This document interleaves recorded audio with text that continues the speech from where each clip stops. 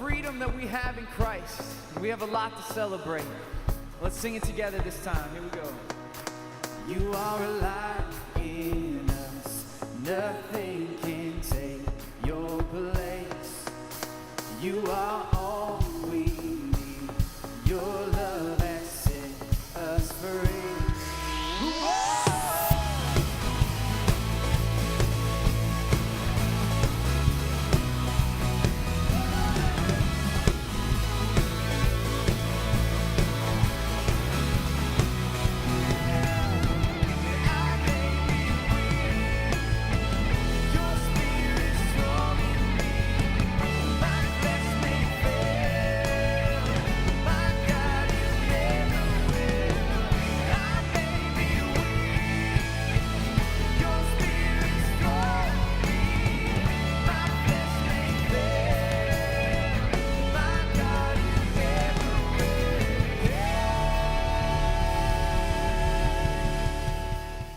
Could today be the day that the underdog rises to the challenge and does the impossible? Everybody loves an underdog story.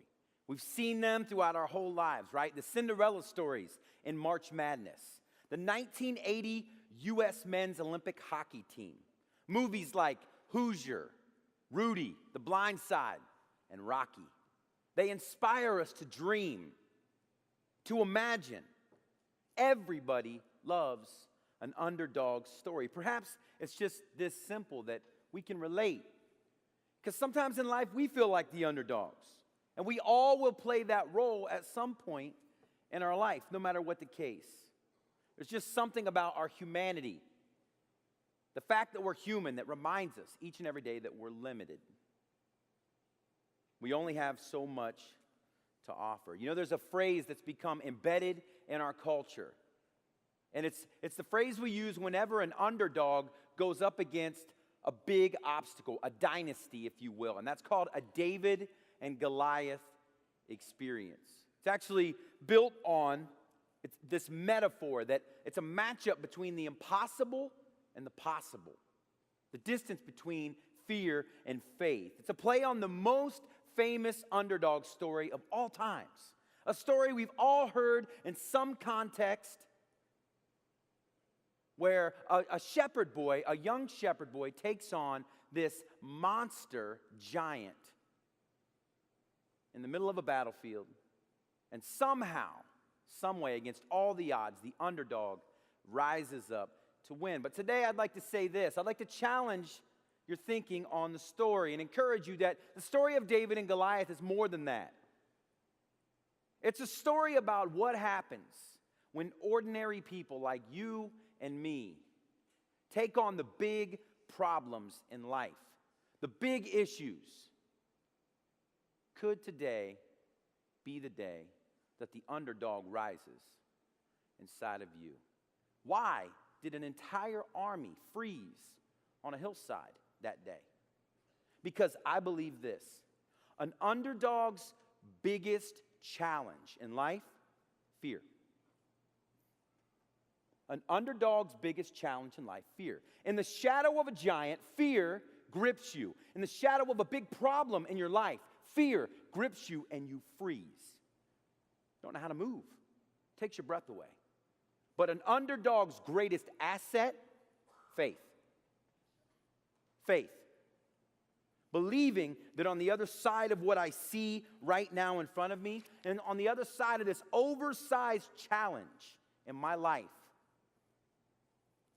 when the odds are stacked against me, when I'm scared to death to move, I need a bridge in life between fear and faith. That's an expanse that we all have to cross. It's a chasm in our lives that we all have to figure out a way to move from. Some of you are facing those challenges today.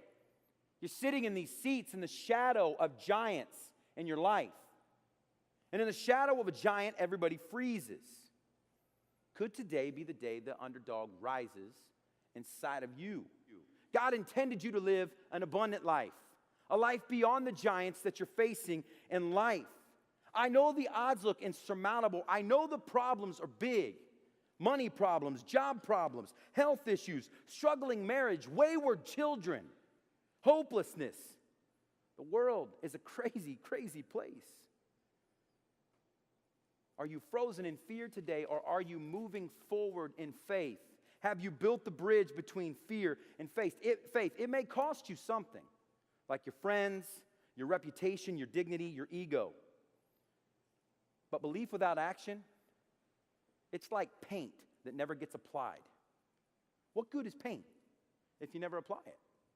If that colorful liquid is never used to paint a mural or a picture or coat the walls in your house to change the atmosphere of what your life looks like, what good is it if it just sits in a can?